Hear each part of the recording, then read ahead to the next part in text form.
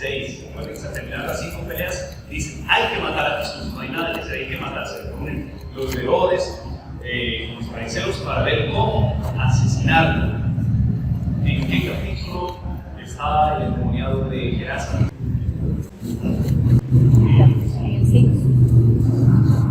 ¿En qué capítulo está la mujer hemorroísa? ¿En qué capítulo Jesús rompe con la tradición?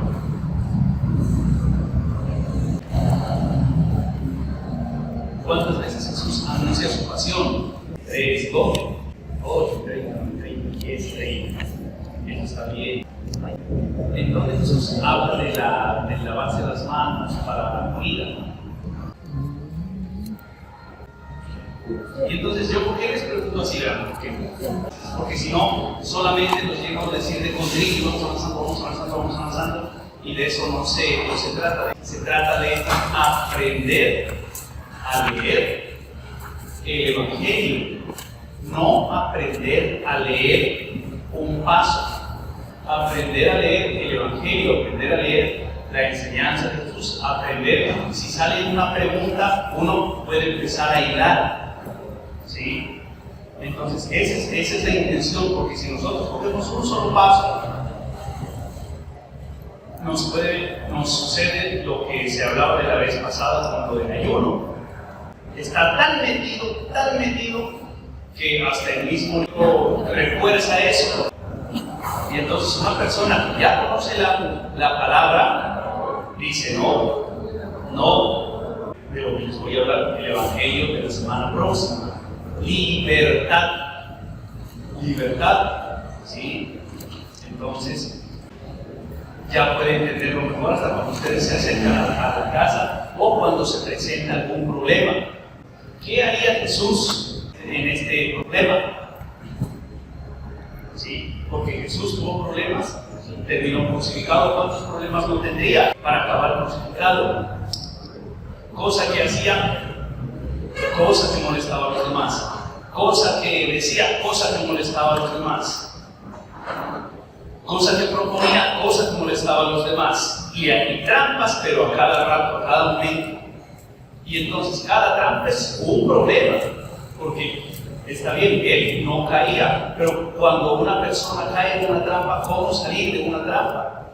Nos debe ayudar Jesús, por ejemplo, algo como el Evangelio de ayer. La trampa que le colocan a Jesús es increíblemente grande, pero entonces tenían muchas cosas, trampas a Jesús en cada momento, y él tenía que ver cómo contestaba para no caer. Y entonces esa es la intención del Evangelio, que teniendo un cuadro general podamos servirnos de él y ponernos al servicio de él. Porque si yo veo que algo me sirve a mí, mire, cuando alguien necesita, mire, este es el modo. Aquí veamos a ver qué nos dice la palabra, preguntemos. Sí, pero si no me sirve es solamente conocimiento, fue algo que bonito que explicaba y entonces cuando terminemos el Evangelio de Marcos, mi pregunta es, ¿pasamos a otro Evangelio o volvemos a retomar Marcos desde otra óptica reforzando escrituras? ¿Por qué estamos ahorita? A ver, cuenta que aquí, ¿qué es lo primero que se hizo en el templo para poder seguir haciendo lo demás? Lo primero que se hizo fue cavar los huecos, ¿sí? Cavar los huecos para montar lo primero, las columnas. Después de que se hicieron las columnas, se fundió allá ya la losa de allá, ¿sí? Acá, si ustedes miran, aquí no hay losa. Entonces, para poder hacer la losa, ¿qué hay que hacer? Las columnas, ¿sí? Y no las reforzaron, sino que prácticamente las desnudaron completamente, ¿sí? Y las hicieron otra vez. Dejaron como apenas los palitos medio parados allí para ver de que no se viniera abajo. Una vez que reforzaron ahí, destruyeron allá arriba y se sigue la obra. Entonces, eso es lo que nosotros estamos haciendo con esta primera intervención. Detengamos un poquito en el Evangelio de ayer. ¿En qué capítulos Jesús anuncia que va a ser crucificado o que va a morir o anuncia su pasión? 8:30. 9:30 y 10:30. Ya viene el primer anuncio de pasión. ¿Qué pasó? Entonces termina la primera parte con la confesión de Pedro, comienza a enseñarles que es necesario que el Hijo del Hombre caiga a manos de los ancianos, de los sacerdotes y de los escribas. Comienza a enseñarles eso y Pedro se opone, le dice, no, ¿cómo te puede suceder eso? ¿Qué le dijo Jesús a Pedro? Apártate de Satanás. Segundo anuncio, 9:30. Venían a preguntarle y todos andaban con miedo. Si a Pedro lo trató como al diablo mismo, aunque pregunten qué nos iba a decir. Y entonces ya andaban con miedo. Pero andaban discutiendo sobre algo. Y cuando llegan sus preguntas sobre qué andaban discutiendo, ¿cuál fue la respuesta de ellos? ¿Quién iba a ser el mayor? ¿Quién iba a ser el primero? Entre ellos estaban repartiendo ya el reino de Jesús. Jesús vuelve y los llama. El que recibe un niño como este, en mi nombre, a mí me recibe. El que me recibe a mí, me recibe a mí, sino aquel que me ama. Tercer anuncio. ¿Qué dice el tercer anuncio? 10:30. Entonces, y en esta vez se le acercan dos a pedirle, queremos que uno se siente a tu derecha y otro a tu izquierda. Vuelven a repartirse el reino de Jesús. Y entonces, ¿qué es lo que nos enseña en estos tres anuncios de pasión? Uno de los posibles títulos, porque se le podrían poner tantos, uno de los posibles títulos sería Ministerio de Jesús, el anuncio del reino. Y entonces, Jesús, ¿qué era lo que andaba anunciando? Yo les voy a anunciar un reino. ¿Sí? Algo parecido a lo que Don Quijote le anunciaba a Sancho, o le vendía a Sancho. Y entonces Sancho, entusiasmado, sigamos a donde nos lleve, ¿sí? Y entonces, como Jesús hablaba tanto de un reino, pues en ese reino queremos los puestos de honor. Y como anda con 12, queremos asegurarnos los primeros. Y entonces Jesús ya empieza a ver que ese reino que él anunciaba todavía no lo han entendido. ¿Cómo era ese reino que los discípulos tenían en la mente? De un Dios perverso, castigador, ¿qué más? Sanguinario, vengador, mercenario, cruel, ¿sí?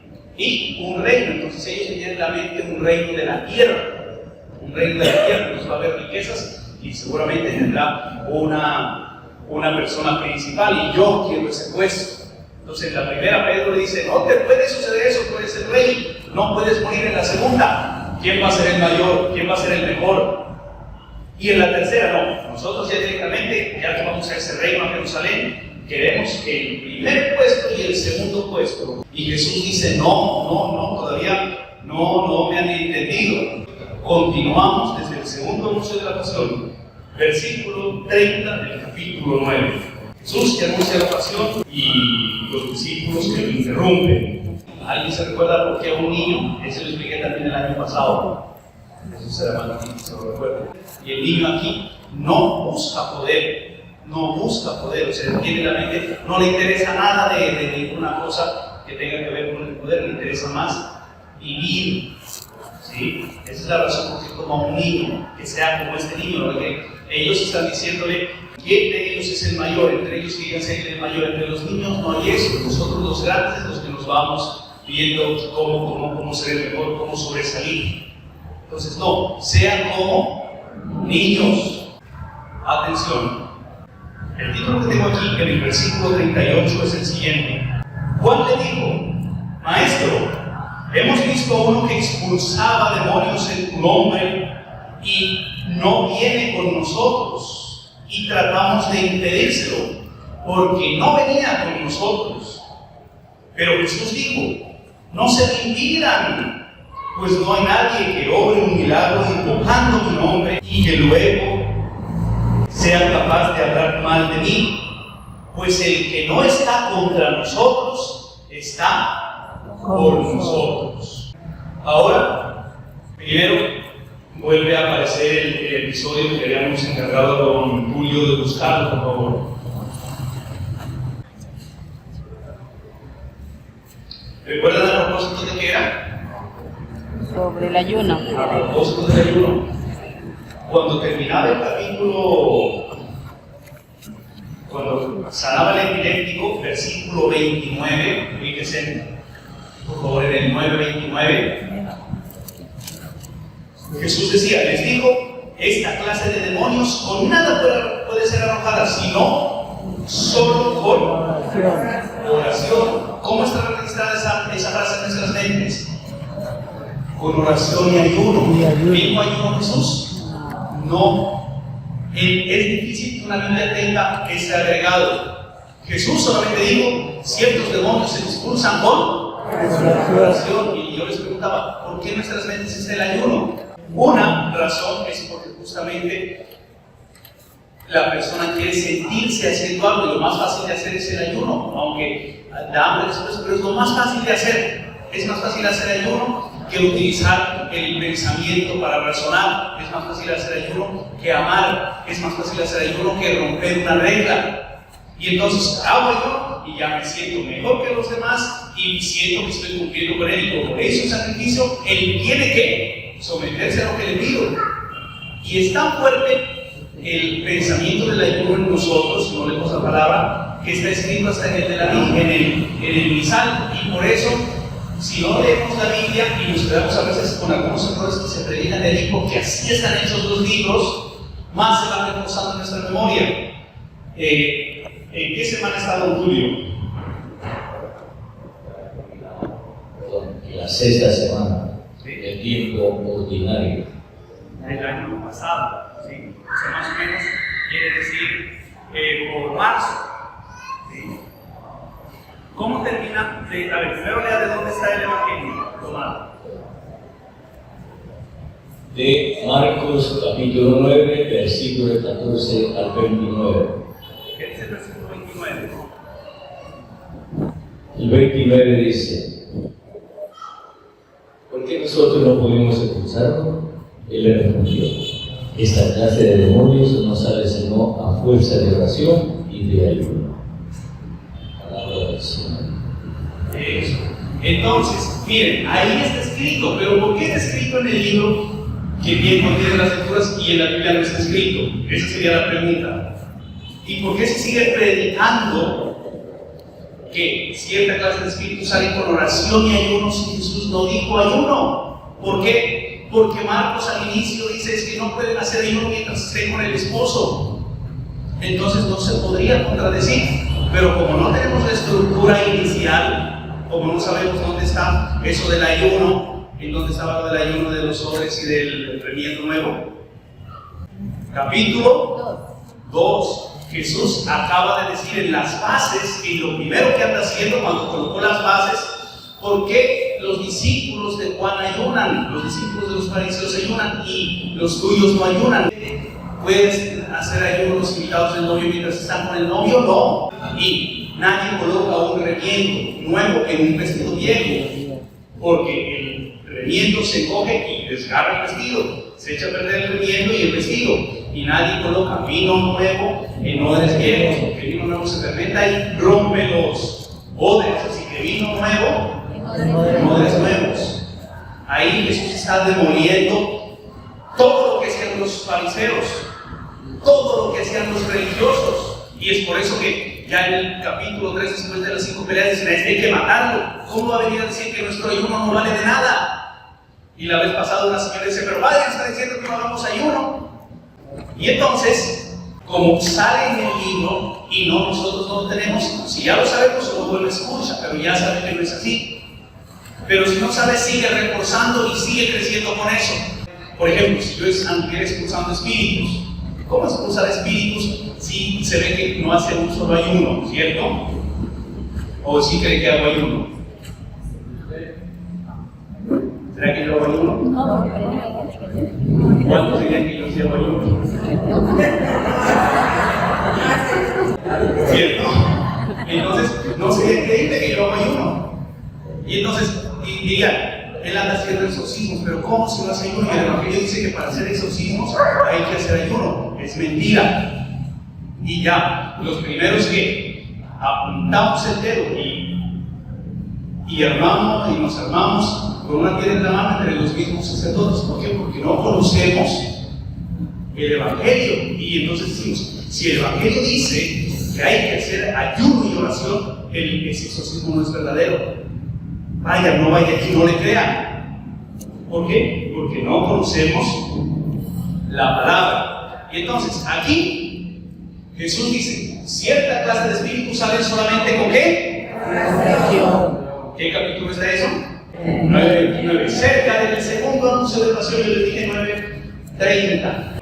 Y ahorita vuelve a caer el mismo episodio. Juan le dijo, maestro, hemos visto uno que expulsaba demonios en tu nombre y no viene con nosotros, y tratamos de impedírselo porque no venía con nosotros. ¿Por cuál era la razón por la que ellos se lo trataron de impedir? Lo único era porque no es de nuestro grupo. O sea, ellos seguían sintiéndose con el poder. Jesús les acaba de ganar las orejas otra vez para que no busquen el poder. Y Juan vuelve y le dice, mira, nosotros vimos a uno que hacía milagros en tu nombre, y aquí dice, tratamos de impedírselo porque no es de nosotros y porque no viene con nosotros. O sea, ellos estaban asegurando una estructura de poder. Si no es de los nuestros, no puede ser milagros en tu nombre, Señor, pero no porque te está utilizando tu nombre, sino porque no es de los nuestros. Y aquí Jesús abre fuertemente la gracia de Dios. Pongámonos, si esta persona no hacía parte de los 12, ¿cómo conocía a Jesús? ¿Y cómo hacía milagros en su nombre? Los discípulos fueron llamados desde el inicio de Jesús. Recuerden que al inicio llamó 4 y después por allá llamó a los demás. Ellos andaban las 24 horas con Jesús, las 24 horas. Y entonces, ¿en qué momento este otro comenzó a hacer milagros en el nombre de Jesús? ¿Y cómo así? Jesús está de acuerdo, no les dice, no, pero yo a ese no lo conozco bien, hicieron bien. O llámenlo a ver para ver cómo así. Y entonces, aquí es importante lo que es el nombre. El nombre. El nombre de Dios o el nombre de Jesús, cuando nosotros decimos santificado sea tu nombre, ¿en qué otras partes aparece la palabra nombre? Recordemos un poco. Cuando nosotros iniciamos la misa decimos en el nombre del Padre, en el nombre del Hijo, en el nombre del Espíritu Santo.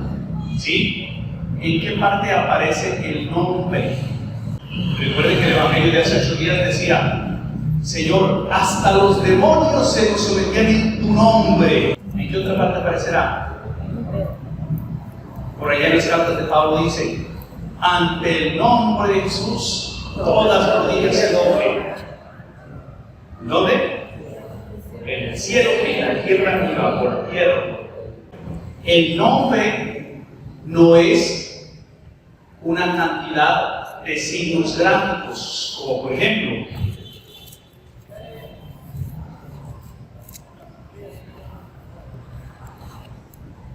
Yahvé. Eso no es el nombre. Tampoco es o el nombre de Jesús. Jesús, eso no es el nombre. No es una cantidad de sonidos. Jesús, Jesús, Jesús.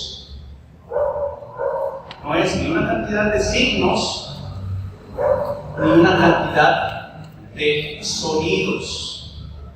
Es la realidad misma de Dios. Éxodo 3:14.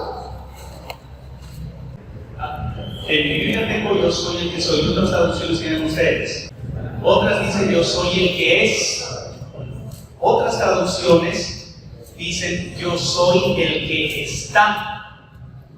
Y entonces, para nosotros empezar a aferrar ese, que ese es un versículo, si lo tienen subrayado o si no lo tienen subrayado, subrayenlo, porque si yo me acuerdo que lo hicimos subrayar al inicio. Entonces voy a reforzar esa parte. Cuando Dios le habla a Moisés en la zarza ardiendo, Moisés le pregunta el nombre. Poseer el nombre es poseer el poder. ¿Sí? Entonces dice una persona, se acerca a mí y me dice, padre, ¿cómo está? Yo usted lo conozco. ¿Sí se acuerda de tal vez? Sí. Ah, ya. Y entonces le digo, ¿cómo me llamo? Entonces me está inquieto. Si yo conozco a una muchacha y digo, ay, qué linda, ¿te acuerdas que nos conocimos en tal lugar? Así como me llamo. Bloqueado por mentiroso. ¿Por qué? Porque el nombre representa un acceso a la persona o un acceso a la realidad. En los exorcismos, para expulsar a los espíritus, se necesita conocer el nombre. Y como hay, como dice en el Evangelio, espíritus mudos, mucho más difícil. Y entonces, ¿y cómo te llamas? ¿O quién dijo que me manda? Porque me han de preguntar el nombre. Y entonces Dios revela y dice, yo soy el que es, yo soy el que soy, yo soy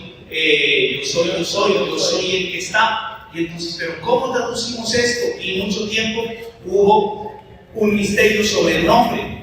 Hasta que viene San Agustín y él dice, Dios en el nombre nos está revelando la esencia. Cuando se le apareció Jesús a Santa Catalina de Siena, ella le dijo, ¿qué eres? Y él le respondió, yo soy el que soy. ¿Y quieres saber quién eres tú? Le dijo Santa Catalina. Tú eres la que no eres. ¿Por qué? En nuestro lenguaje, nosotros fácilmente decimos, hoy somos, mañana ya no somos. ¿Por qué? Porque nuestra existencia depende de muchos factores. ¿Depende de nosotros mismos? No. Depende de muchos factores, depende hasta de otras personas. Si salgo y me atropella, no dependía de mí, no dependía de Dios, sino de una mala decisión de otra persona. Entonces, ¿poseemos nuestra esencia? No. Dios es el único que es, nosotros somos, porque se juntó un hombre, una mujer y tuvieron un hijo. Si eso no sucedía a nosotros, no seríamos, sería la palabra. Yo siempre también les pregunto y me deben haber escuchado, ¿Dios es inteligente? No. No. ¿Por qué? ¿Dios es bueno? No. Nosotros sí somos buenos porque nos dejamos, participamos, ¿sí? Pero Dios no es ni bueno ni inteligente. Dios es la inteligencia y la bondad y cualquier atributo. Porque Él sí es. Nosotros para describirnos tenemos que decir alto, flaco, gordo, chiquito, feo, bonito. Para describir la esencia de Dios es la esencia primera. Y entonces el nombre de Dios es la misma esencia, lo máximo. Está revelando el principio de absolutamente todo. Entonces, esta persona posiblemente a Jesús ni siquiera lo conocía. Y aquí el tema se vuelve un poquito más. Ni siquiera lo conocía, pero esta persona, él vivía en esa realidad del amor. O sea, esta persona amaba, y como ya amaba, ya él actuaba en el nombre de Jesús, actuaba en la realidad del amor, por lo tanto actuaba en el nombre de Jesús. Y entonces una persona que ame no puede estar contra Jesús. No se lo prohíban, porque uno que haga milagros en mi nombre no puede hablar mal de mí. Una persona que sea del amor no puede ser contra Jesús. Y por eso termina diciendo este paso: el que no está contra nosotros está con nosotros. Si una persona es del amor, no puede estar contraria al amor. No se preocupen, no intenten ponerle límites, o no importa que no sea de los nuestros. Y aquí se está viendo hasta a las otras religiones, hasta a otras personas que ni siquiera han escuchado de pronto el nombre de Jesús. Yo les decía, la iglesia ha tenido siempre unas estructuras. Hasta 1492 la iglesia tenía una estructura eclesiocéntrica. ¿Qué quiere decir? Fuera de la iglesia no hay salvación. El que no está en la iglesia no se salva. ¿Qué sucedió en 1492? Lo que se conoce como el descubrimiento de América. Y entonces los que nacieron por allá, que nadie ha conocido a Dios, ¿qué pasa? Entonces, lo que los que no han conocido a la iglesia, ¿qué pasa? Entonces dijeron, no, pero entonces de pronto conocieron a Dios, por ahí se salvan, ¿sí? Y entonces fuera de Dios no hay salvación. Hasta que se dijo, fuera de Cristo no hay salvación. Y Cristo está en el corazón de todo hombre o toda mujer. Un documento que el Concilio Vaticano II, Lumen Gentium 22, en donde dice, Dios Jesús es la semilla del verbo que está en el corazón de todo hombre y toda mujer que busque sinceramente la verdad. O sea, así no haya conocido lo que es la doctrina, termina abriendo más el amor de Dios. Toda persona que ame, ¿de quién será?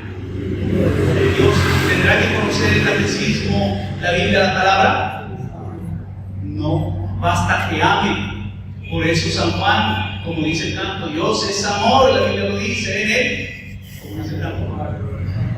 Capítulo 4, versículo 8, primera de Juan. Dios es amor. El que no ama no conoce a Dios. El que no ama no conoce a Dios. El que ama, ese es el que santifica el nombre de Dios. El que ama es el que somete a los demonios. El que ama es el que puede expulsar demonios en el nombre de Jesús. O sea, con la realidad. No quiere decir que tenga que hacer una fórmula Jesucristo. Personajes como el Padre Pío, bastaba con que se los llevara al frente de él y ya eran exorcizados sin decirles una sola palabra, porque esas personas vivían en ¿qué? En el amor, en el amor. Vamos siguiendo. Caridad con los discípulos aquí. Todo aquel, dice Jesús, que les dé de beber un vaso de agua por el hecho de que son de Cristo, les aseguro que no perderá su recompensa.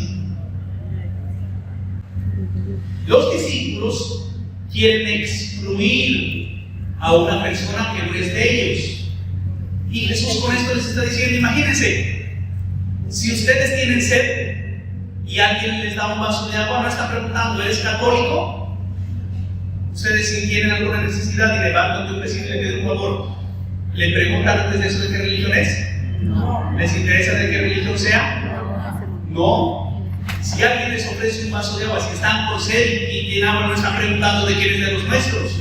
Jesús está hablando de explicar que no puede excluir a nadie y les está reforzando esto con este siguiente versículo. Si ustedes necesitan un favor, están con sed y alguien les da agua, que no agarren y se la beben, no excluyan a nadie, ¿no? Y yo les aseguro que cualquier persona que haga el bien, que ayude cuando estén en una necesidad, esa persona vive ¿en qué? En el amor. En el amor. Sí. Entonces, este versículo 41 va interpretado a la luz de lo anterior. ¿Sí? Que no importa el que no sea de los nuestros, sino que importa es que vive en el amor. La acción es la que no quedará sin recompensa. Este pasaje salió un domingo, yo lo expliqué. El título que de esta Biblia es El escándalo. Al que escandalice a uno de estos pequeños que creen. ¿Qué es escándalo? Escándalo en griego es una piedra que se mete en el zapato. ¿Sí recuerdan que les había el nombre de eso? Sí, ¿cierto? Escándalo es una piedra que se mete en el zapato. ¿Qué pasa cuando una piedra se mete en el zapato? ¿De qué tamaño es la piedra? ¿Se necesita que sea una roca inmensa? ¿De qué tamaño es la piedra que pones en el zapato? Basta que sea una piedra pequeñita, imposible caminar. Lo que Jesús está diciendo aquí nuevamente es durísimo. No está condenando las malas acciones grandes. No está diciendo, miren que al que haga algo mal, no, al que sea de escándalo, al que no deje caminar al otro, al que le ponga zancadilla, al que obstaculice el caminar del otro, ese es el que le vale arrojarse al mar. Además, los judíos no eran un pueblo de navegantes. Ellos, el peor terror que tenían era a morir en el mar, porque si el cuerpo no salía, no podían no podían ser encontrados y enterrados, ellos todos tenían que ser enterrados en Jerusalén. Entonces, el error más grande del mar, y Jesús le dice, no son dignos, pero el que le ponga obstáculos al otro, ese es un desgraciado, va más grande que le amarren una piedra. Y aquí dice, habían unas piedras, la piedra pequeña pesaba 60 kilos, una piedra pequeñita, y Jesús dice, mejor es que le pongan al cuello una de esas piedras de molino que mueven los asnos. ¿Cuánto pesará una piedra de molino para que la muevan los asnos? Si la pequeña pesaba 60 kilos, para 100 kilos un asno no se necesitaba. ¿Cuánto pesaría esa piedra? O sea, lo que Jesús está diciendo, al que obstaculice, al que ponga zancadilla, al que no deje caminar al otro, a ese yo no quiero ni saber de él. Quiero que no solamente estoy contento con que esté muerto, no estoy contento, sino que no quiero verlo, quiero que esté por ahí enterrado en lo profundo del mar, que no salga pero es ni el cadáver. ¿No les parece eso escandaloso? Y entonces, al que sea como una piedrita, de esas pequeñitas, yo les digo, con una piedra, con un grano de arroz se podrá caminar. Ya es grande, ¿cierto? Ya un grano de arroz molesta. Y parece nada un grano de arroz. ¿La mitad de un grano de arroz molestará en el zapato? Obvio que molesta. Y parece nada. Y entonces, aquí ¿qué está diciendo Jesús? No te metas en la vida de los demás.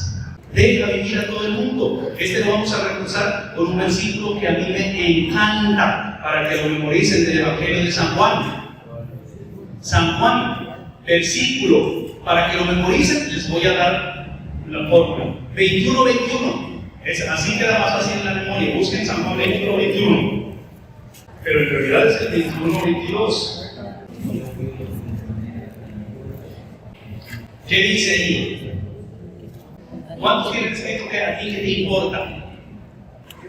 ¿Todos tienen escrito lo mismo? Sí. Hace 3 semanas tocó el Evangelio. Hace 3 semanas tocó ese Evangelio, se dio un día de semana y yo celebré la misa. Y entonces a la gente, yo les decía, no recuerdo por de qué, pero yo les decía, eso fue en una misa de, no recuerdo qué día. Y entonces yo le decía a la gente, memoricen este versículo, Juan 21-21, está en el 22 por ustedes para que no se olviden, porque si le ponemos más números, después sería 22-21 o 22, ¿cómo sería? Entonces digo, no se metan en la vida de los demás, porque el Señor nos va a decir, ¿a ti qué te importa? Y la señora Janet dice, yo cuando usted dijo eso, yo siempre dejo esta Biblia allí en el comedor, dice, corrí a ver si era cierto, y sí, dice, pero yo nunca lo había escuchado. ¿Por qué? Porque el libro, que ahora vamos a buscar aquí, ahí le quitan, ¿y a ti qué? Le quitan el que te importa. Pero la verdadera traducción es ¿a ti qué? ¿A propósito de qué? Entonces quiero leer.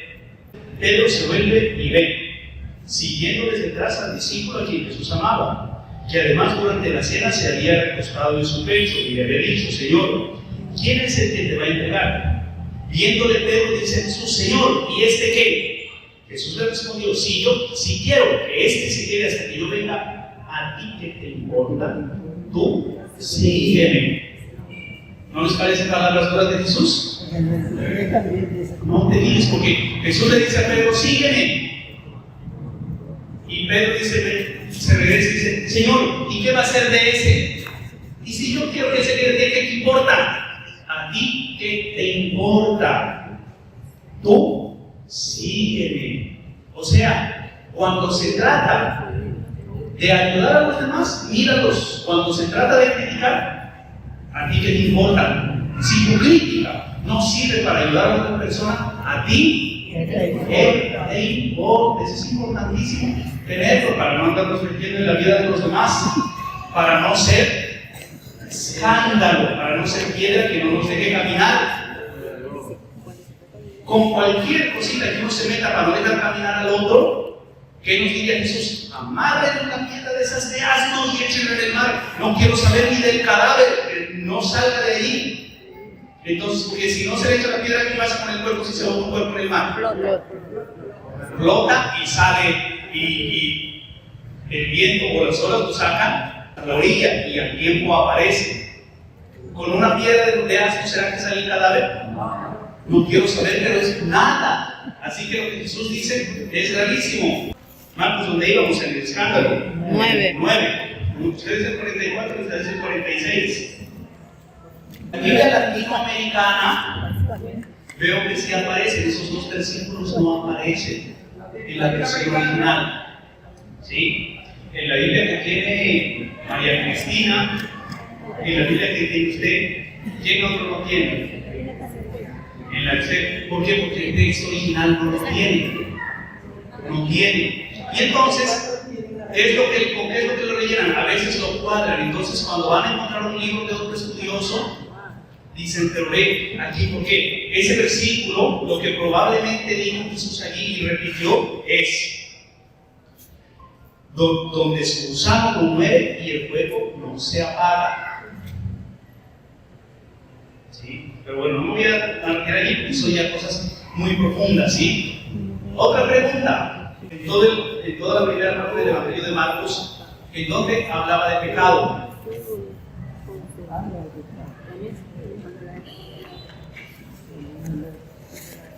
La única vez que hablaba de pecado fue cuando Jesús dijo: todo pecado será perdonado, el que peque contra el Padre, contra el Hijo. Pero el único pecado que no será perdonado es ¿cuál? Contra el Espíritu Santo. El Espíritu Santo. Esa fue la primera vez que Jesús habló de pecado. Después nos ha salido el pecado. Jesús habló del pecado cuando le dijo a ese paralítico: tus pecados te están perdonados. Y yo le explicaba también qué significa pecado. Y después de eso Jesús condenó algo. Lo único que condenas ahí es el pecado contra. ¿De qué se trataba ese pecado? Recuerden que ese yo lo reforcé bastante. No creer en la buena nueva, porque lo acusaban que Jesús actuaba por el poder del demonio, acuérdense.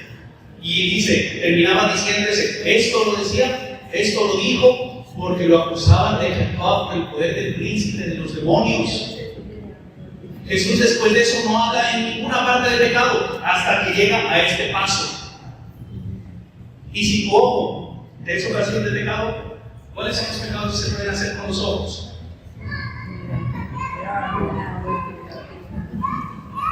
Les voy a hacer otra pregunta. ¿Con qué parte del cuerpo se peca más? Y todos que oyen, en serio. Y la parte con la que más se peca, que todavía están pensando, no aparece ahí nombrado por Jesús.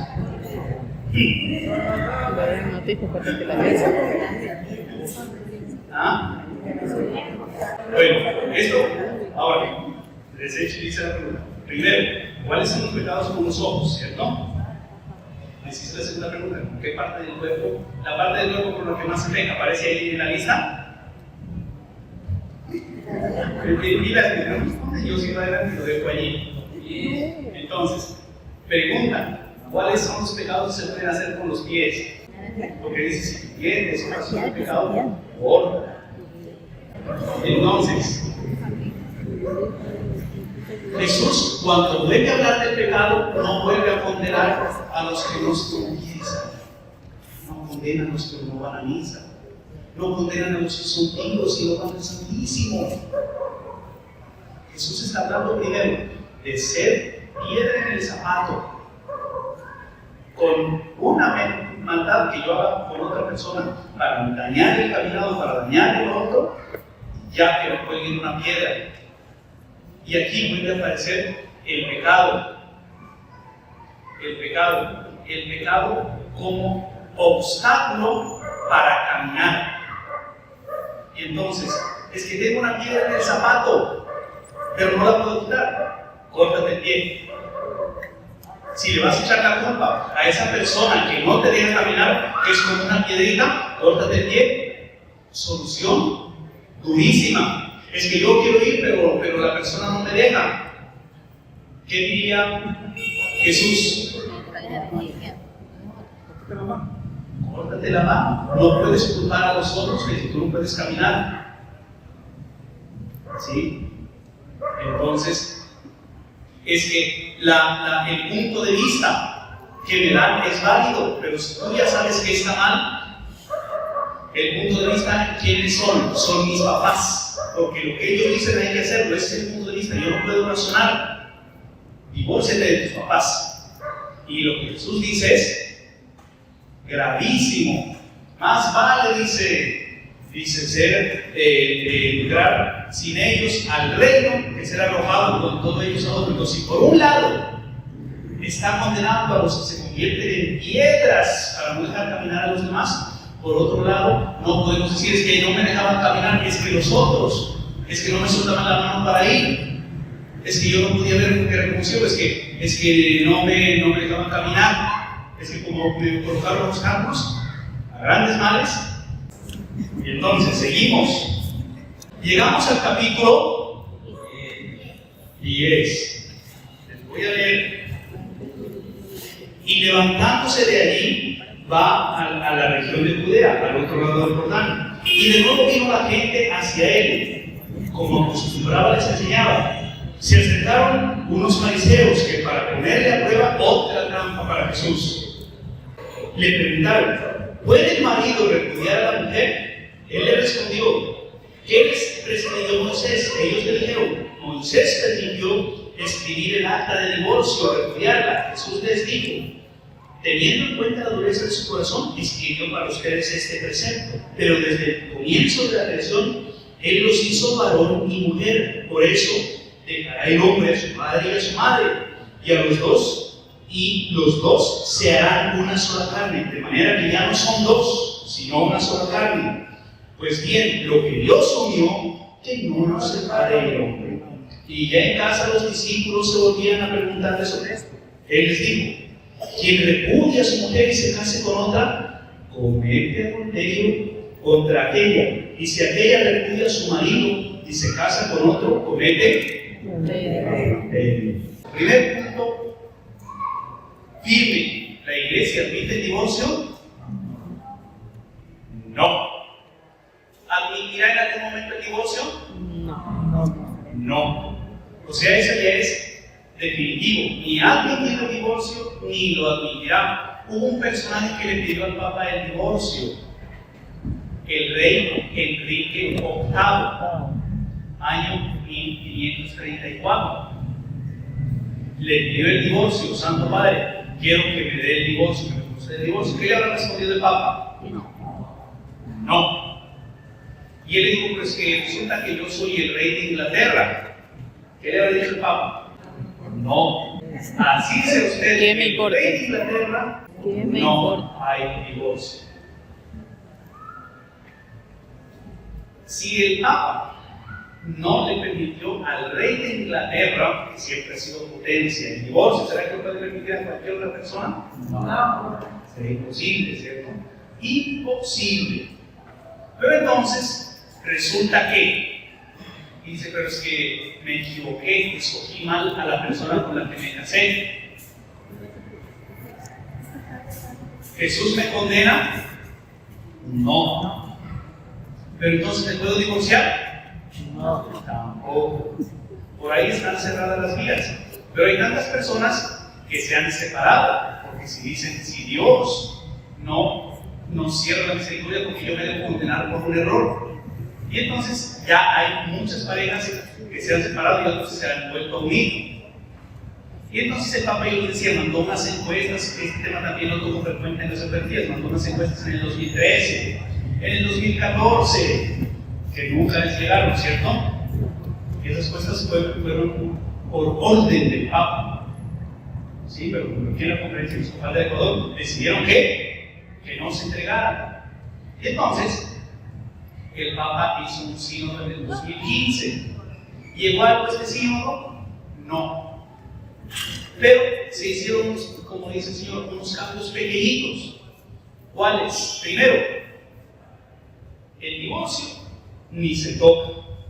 No admite el divorcio, pero sí admite la anulación del matrimonio o la nulidad.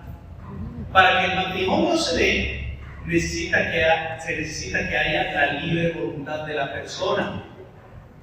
Que venga una persona aquí, yo les pregunto en un matrimonio, viene libre y voluntariamente, sin ser coaccionados, sin ser obligados a contraer el matrimonio, y las personas dicen sí. Ese es el sí por el que no se puede hacer el divorcio. Pero ¿qué pasa? También dice, bueno, usted ya le embarazó a la mujer. Si no se casa, yo estoy desde afuera dándole con un fusil. Así que o dice sí o lo mato.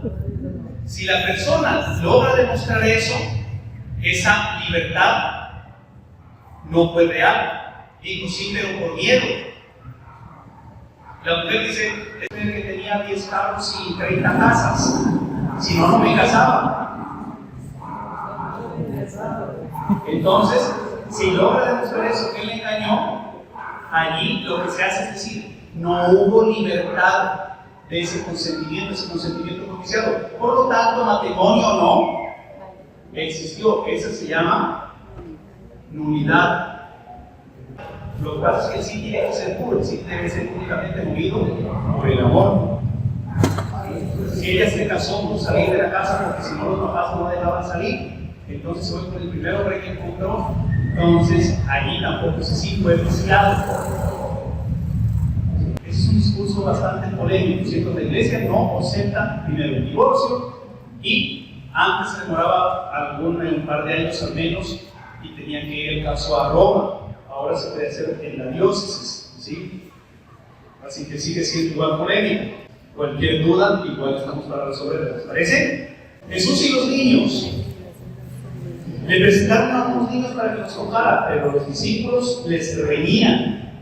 Mas Jesús al ver esto se enfadó y les dijo: dejen que los niños vengan a mí, no se impidan, porque de los que son como estos niños es el reino de Dios. Yo les aseguro que el que no recibe el reino de Dios como niño no entrará en él. Y los abrazaba a los niños y los bendecía, imponiéndoles las manos sobre ellos. Jesús aquí promete el reino de Dios futuro. De ellos es el reino de Dios. En las traducciones ustedes dicen, no, de ellos será el reino de Dios, sino de ellos es. Ellos ya están en el reino. ¿Por qué? Porque no están buscando poder, porque no están buscando honores. Lo único que buscan es a Jesús. Lo único que buscan es llegar a Jesús. Del que busca a Jesús, ese ya está en el reino de Dios. Vuelve y habla del reino de Dios hoy. Yo les aseguro que entre los presentes hay algunos que no buscarán la muerte hasta que vean venir con poder el reino de Dios. ¿Por qué? Porque el reino de Dios, ¿cuándo es? Hoy. Seguimos con el hombre rico, versículo 17. Se ponía en camino cuando uno corrió a su encuentro y arrodillándose ante él le preguntó: maestro bueno, ¿qué he de hacer para tener en herencia la vida eterna? Jesús le dijo: ¿por qué me llamas bueno? Nadie es bueno sino solo Dios. Ya sabes los mandamientos: no mates, no cometas adulterio, no robes, no levantes falso testimonio, no seas injusto, honra a tu padre y a tu madre. Él entonces le dijo: maestro, todo eso lo he guardado desde mi juventud. Jesús, fijando en él su mirada, le amó y le dijo: una cosa te falta. Anda, cuanto tienes, véndelo y dáselo a los pobres y tendrás un tesoro en el cielo. Luego ven y sígueme. Pero él, abatido por estas palabras, se marchó entristecido porque tenía muchos bienes. Ese pasaje salió ayer, lo cité, ¿cierto? Entonces Jesús andó vendiendo vida eterna. ¿Quiénes fueron los que le preguntaban a Jesús sobre la vida eterna? El doctor de la ley. ¿Y quién más? Y este muchacho que se va triste porque tenía muchos bienes. Porque la preocupación de los ricos, ¿cuál es? ¿Cómo comprar la otra vida? No me basta con esta, porque todo lo que necesito en esta ya lo tengo. Entonces, de paso, como tengo más plata, me aseguro la otra. Y Jesús no le toca un solo peso. Anda, vende lo que tienes y dáselo a los pobres. Y luego ven y sígueme. La riqueza El reino está en el seguimiento de Jesús. Esa es la verdadera libertad. Y este hombre no supo recibir el amor de Dios porque dice, lo amó, Jesús lo amó, lo vio con amor. Se puede leer desde algunos puntos de vista. Pobre desgraciado, lo único que tienes es plata. El amor de Dios no te basta. Entonces anda, sé libre, desapégate de todas tus riquezas. Y luego si ven y siguen, aprende lo que es libertad, aprende lo que es amor. ¿Sí? Y habla del libro de las riquezas. Jesús, mirando a su alrededor, dice a sus discípulos: qué difícil es que los que tienen riquezas entren en el reino de Dios. Los discípulos quedaron sorprendidos al oír estas palabras. Mas Jesús, tomando de nuevo la palabra, les dijo: hijos, qué difícil es entrar en el reino de Dios. Es más fácil que un camello pase por el ojo de una aguja a que un rico entre en el reino de Dios.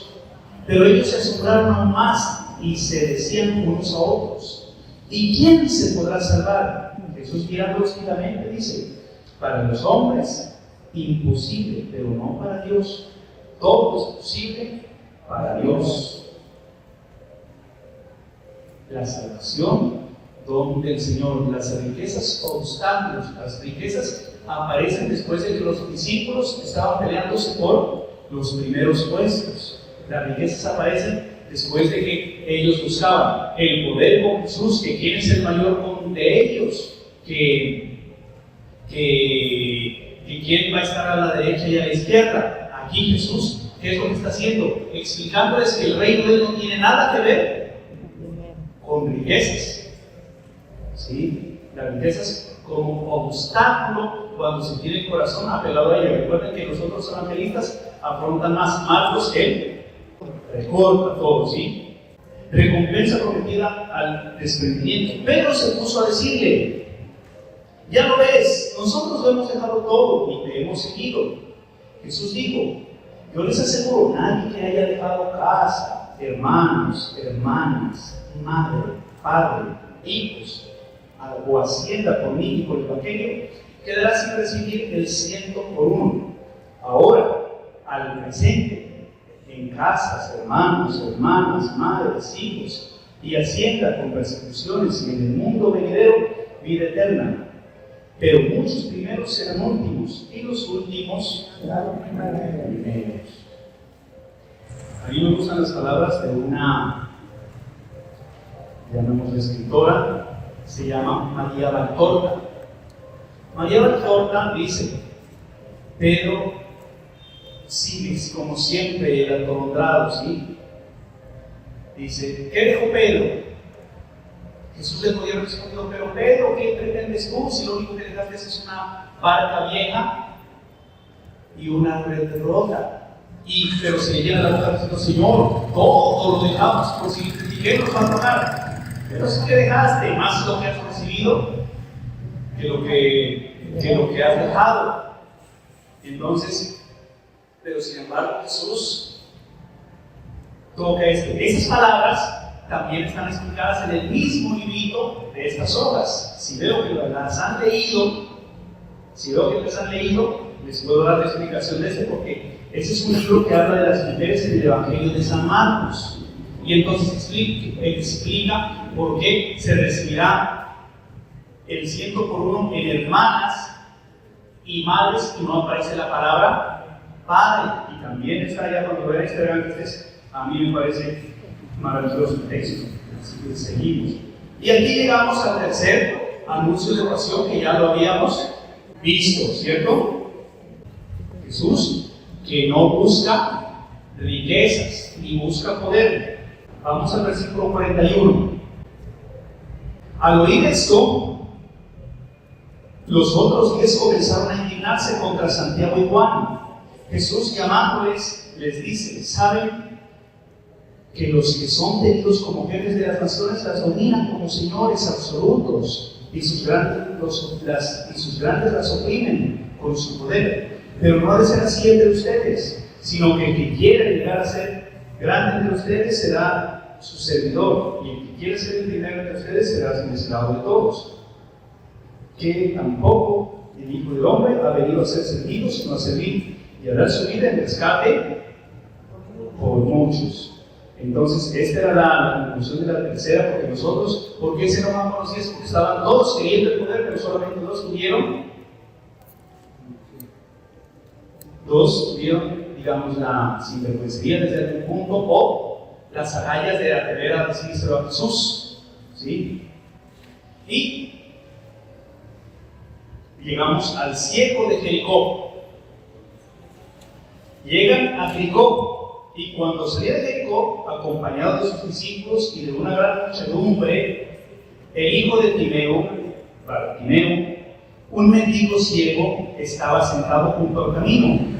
Al enterarse de que era Jesús de Nazaret, se puso a gritar: Hijo de David, Jesús, ten compasión de mí. Muchos le intentaban para que se callara, pero él gritaba mucho más: Hijo de David, ten compasión de mí. Jesús se detuvo diciendo: Mi madre, llámelo. Llamen al ciego, diciendo: Ánimo, levántate, te llama. Y él, arrojando su manto, dio un brinco y vino ante Jesús. Dirigiéndose a él, le dijo: ¿Qué quieres que haga? El ciego le dijo: Rabí, que vea. Jesús le dijo: Vete, tu fe te ha salvado. Y al instante recobró la vista y le seguía por el camino. ¿En qué capítulo sanó otro ciego?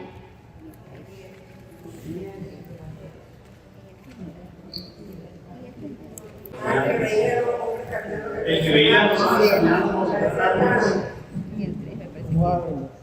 ¿En qué capítulo? ¿Cómo sanó a ese ciego?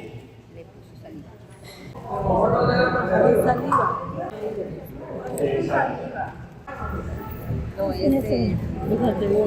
El segundo es el ciego de Bethsaida, al que quedó como mal hecha la curación y lo volvió a curar de nuevo. Antes había otro. Pues ya vamos a ver si está después. Entonces, y cuando salió el Jericó, ayer dije que era Jericó, ¿alguien recuerda? Victoria, gloria. Victoria. Jericó, ciudad que significaba victoria para los judíos. Jesús llega a Jericó, donde vivían los sacerdotes, exactamente. Allí era una ciudad sacerdotal, ¿sí? Era una ciudad sacerdotal. Después de que la derrotaron y que significaba victoria, allí vivían los sacerdotes. Los sacerdotes eran hijos de sacerdotes, allí no había ordenaciones, sino que eran ya por derecho. Y entonces, la ciudad de los sacerdotes representaba también la ceguera de la ley, como el sacerdote que no ayuda al samaritano. Significa el rol, está envuelto en el rol. Esto lo hubiese gustado explicar ayer, pero el Evangelio tenía muchos elementos, ¿sí? Entonces, ¿qué es el rol? El sacerdote, ¿por qué no ayuda al mundo? Porque tiene el rol sacerdotal. Si lo toca, queda impuro. Estas reglas estaban escritas, pero hay muchas otras reglas que no están escritas. Por ejemplo, ¿el sacerdote puede bailar? Y todos están como... Sí puede porque te baila. Sí puede porque te baila. Pero algunos que se van a ver, igual así me vean a mí, ¿qué pasa? Se escandalizan, no falta que digan, abre los ojos como si se les fuera a echar botas, ¿ah? Entonces, ¿qué sucede? Hay algunas reglas que no están escritas. En la basílica, una vez llega una chica que venía, me la presentaron, y entonces le fui a hacer conocer la basílica y le ofrecí mi gancho. Y yo, es muy difícil que ande con eso que se colocan aquí. Y entonces la llevé por todo el tiempo haciendo de conocer el, y es larga, da la vuelta, y después le digo, ya son horas de la misa, voy a celebrar. Y una señora de allá adelante me miraba y cuando terminó la misa me dijo, yo pensé que se había salido y se había casado, por eso andaba abrazado de esa mujer. Entonces, hay reglas que están escritas y hay muchas otras reglas que no están escritas, pero que se convierten en parte del rol. Otro ejemplo que le voy a colocar en el Evangelio de ayer, hasta el escrito. ¿Por qué los abuelos juegan con los nietos y con los nietos hacen toda clase de piruetas y prácticamente se vuelven Lo que no hicieron con los hijos, lo hacen con los nietos. ¿Por qué con los hijos no y con los nietos sí? Dios tiene tiempo. Porque ya no están educando, ya están consintiendo. Una dice por el tiempo, ¿por qué por qué otra? Porque su rol ya no es educar, sino consentir. Porque al inicio, estos son hijos míos, y como yo soy así, no puedo darles esa confianza, porque si hago, entonces es el rol lo que pide, no es ni siquiera el tiempo, porque eso no lo hacen ni las personas que tienen todo el tiempo a disposición. Hay las personas que trabajan a menos y llegan tarde y dicen, no lo puedo hacer, ¿por qué? Porque estoy cansado, pero resulta que eso no lo hacen ni siquiera los que se dedican a trabajos que son fáciles y que no despenden tanta energía. Entonces no lo hacen, ¿por qué? Porque es el rol. Pero como ya los hijos no son míos, no se dándoles todos. ¿Cómo no le vayas a pegar, pobrecito? Y se bote el abuelo o la abuela a defenderla, al nieto o a la nieta. Pero como a mí sí me daba como con venganza, dice, pero al nieto no se lo puede tocar. ¿Sí? Eso es por el rol, porque el rol que hace enceguece, lo deja vivir. Y entonces, aquí con este ciego es algo similar, enceguecido por el rol, por las leyes, no puede vivir. ¿Cómo se llamaba el ciego? Pero ¿cómo está? ¿Tiene escrito entre paréntesis o cómo? Yo tengo, por ejemplo, hijo de Timeo y Bartimeo entre paréntesis. Yo tengo la palabra Bartimeo entre paréntesis. ¿Cómo la tienen ustedes? Timeo, Bartimeo, hijo de Timeo entre paréntesis. Entonces, miren, unos tienen Bartimeo entre paréntesis, ¿cierto?